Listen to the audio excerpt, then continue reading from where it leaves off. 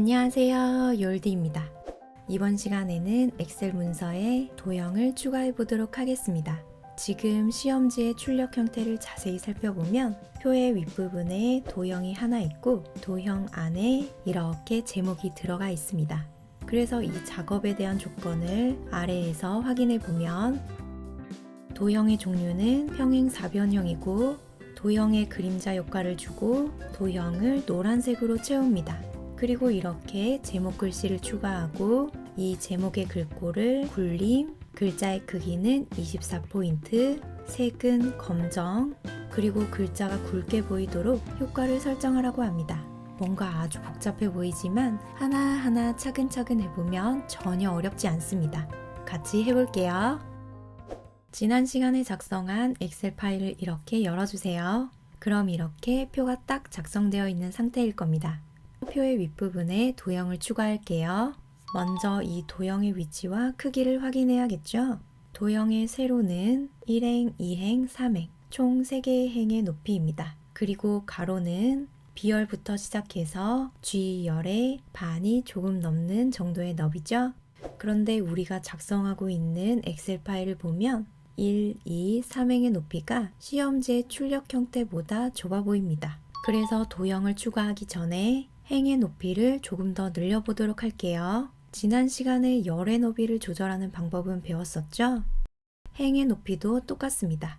행 머리끝 경계선에 마우스를 이렇게 놓고 마우스 커서의 모양이 이렇게 바뀌면 마우스 왼쪽 버튼을 꾹 누르고 아래로 드래그합니다. 그럼 이렇게 행의 높이가 늘어나죠? 이렇게 각각의 행을 드래그해서 하나씩 늘려도 되지만 이 3개의 행의 높이를 한꺼번에 늘릴 수도 있습니다. 먼저 1, 2, 3행의 머리끌 부분을 드래그해서 선택합니다. 1행부터 쭉 드래그하면 이렇게 3개의 행이 선택되죠? 그런데 드래그해서 선택하는 것이 어렵다면 먼저 1행의 머리끌을 클릭해서 선택하고 클릭, 키보드의 Shift 키를 누른 상태에서 3행의 머리끌을 클릭합니다. 클릭. 그럼 이렇게 3개의 행이 모두 선택됩니다. 이렇게 드래그해서 선택할 것인지 1행을 선택하고 키보드의 Shift 키를 누른 상태에서 3행을 선택하는 두 가지 방법 중에 여러분들이 편한 방법으로 선택을 해주시면 됩니다. 이렇게 선택한 상태에서 3행의 머리끌 경계선 이 부분에 마우스를 두시면 이렇게 마우스 커서가 바뀌게 되죠? 이 상태에서 마우스 왼쪽 버튼을 꾹 누르고 아래로 살짝 드래그하고 마우스에서 손을 떼주시면 이렇게 3개의 행의 높이가 한꺼번에 변경됩니다. 시험지의 출력 형태를 확인해서 적당히 높이를 조절해 주세요. 그리고 도형을 추가할게요. 이번 시간에는 홈 탭이 아니라 삽입 탭을 클릭합니다. 클릭, 그리고 일러스트레이션을 클릭하고 도형을 클릭하면 아랫부분에 도형이 쭉 나타납니다. 그 중에서 주어진 조건대로 평행사변형을 찾아서 선택합니다. 똑같은 모양을 보고 찾아도 되고 각 도형에 마우스를 올려보시면 도형의 이름을 모두 확인할 수 있습니다. 평행사변형은 여기 있죠? 클릭합니다. 자, 그럼 마우스의 커서의 모양이 더하기 모양으로 변경됩니다. 우리 도형의 위치는 시험지를 보고 확인했죠? B1번 셀부터 G3번 셀까지 도형이 그려져 있었습니다. 그럼 B1번 셀부터 시작하면 되는데 도형의 위아래가 조금 띄어져 있었습니다. 약간 공간이 띄어져 있죠? 그래서 B1 셀의 조금 아래에서 드래그를 시작합니다. 마우스 왼쪽 버튼을 꾹 누르고 쭉 끌어주세요. G셀의 중간 조금 넘게 그리고 3번 행까지 이렇게 채웁니다. 도형의 아랫부분도 표와 조금 띄어져 있죠? 그래서 3행 끝까지 도형을 이렇게 채우지 않고 살짝 띄워서 위로 맞춥니다. 그리고 마우스 버튼에서 손을 떼시면 이렇게 도형이 추가됩니다. 자, 그런데 한 번에 쭉 드래그해서 위치나 크기를 맞추기 어려울 수 있습니다. 그럴 땐 삽입, 일러스트레이션, 도형, 평행사변형을 선택하고 대충 드래그해서 도형을 만들어 주세요. 그럼 도형 주변으로 크기나 위치 조절점이 나타납니다. 이 부분을 드래그해서 너비를 맞추고 그리고 세로 높이를 맞춰주시면 어렵지 않죠? 한 번에 그리기 어려우시면 먼저 도형을 만든 후에 조절점을 드래그해서 시험지와 똑같이 맞춰주시면 됩니다. 자, 이 상태에서 도형에 제목 글자를 추가해 볼게요. 이렇게 도형이 선택되어 있지 않다면 도형 부분을 클릭해서 선택하고 제목 글자를 입력하시면 됩니다. 그럼 이렇게 글자가 입력되죠? 이 글자의 서식도 변경해 볼게요. 입력된 글자 모두 서식을 변경해야 하기 때문에 도형의 안쪽이 아니라 테두리를 클릭해서 도형을 선택합니다.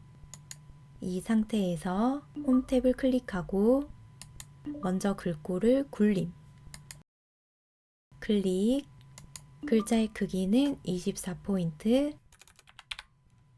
글자 색을 검정으로 변경합니다.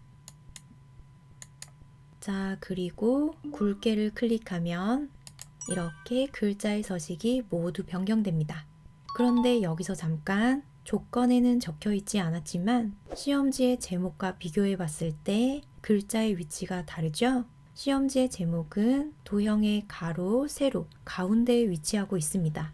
이 위치가 조건에는 적혀 있지 않더라도 기본적으로 시험지의 출력 형태와 동일하게 문서를 작성해야 하기 때문에 똑같이 설정해 줘야 합니다.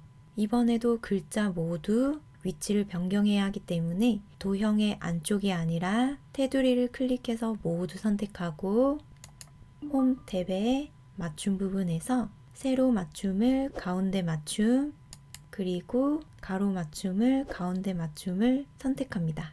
클릭. 시험지와 똑같이 제목 글자의 위치가 변경됩니다. 자, 그리고 이 도형의 색깔은 노랑으로 채우라고 했죠? 도형을 클릭해서 선택하고 상단의 도형 서식 탭을 클릭합니다. 도형 채우기를 클릭하고 노랑을 찾아서 클릭하면 이렇게 도형의 색이 변경됩니다. 자, 그리고 마지막으로 도형의 그림자를 설정해 볼게요. 이렇게 도형이 선택된 상태에서 이번에는 도형 효과를 클릭합니다. 클릭. 그림자 위에 마우스를 올리시면 오른쪽에 여러 그림자 스타일이 나타나죠? 그 중에서 조건대로 오프셋 오른쪽을 찾아서 클릭합니다. 각 그림자 위에 이렇게 마우스를 올려보시면 그림자 이름을 모두 확인할 수 있습니다. 오프셋 오른쪽을 클릭합니다. 클릭. 자, 그럼 도형 오른쪽에 은은하게 그림자가 생깁니다. 그럼 제목 도형 추가하기는 끝났습니다. 오늘 수업에서 이 도형을 그리는 부분이 조금 까다로웠죠? 크기나 위치를 잘 맞춰야 하기 때문에 처음에는 조금 어렵게 느껴질 수 있습니다. 이 제목 도형의 위치나 크기는 B1번 셀부터 G3번 셀까지로 거의 고정적으로 동일하기 때문에 여러 번 연습해 보시면 어떤 시험지의 도형이라도 쉽고 빠르게 추가하실 수 있습니다. 이번 영상이 도움이 되셨다면 구독, 좋아요 꾹 눌러주세요. 그럼 다음 영상으로 다시 만날 때까지 항상 건강하시고 행복하세요.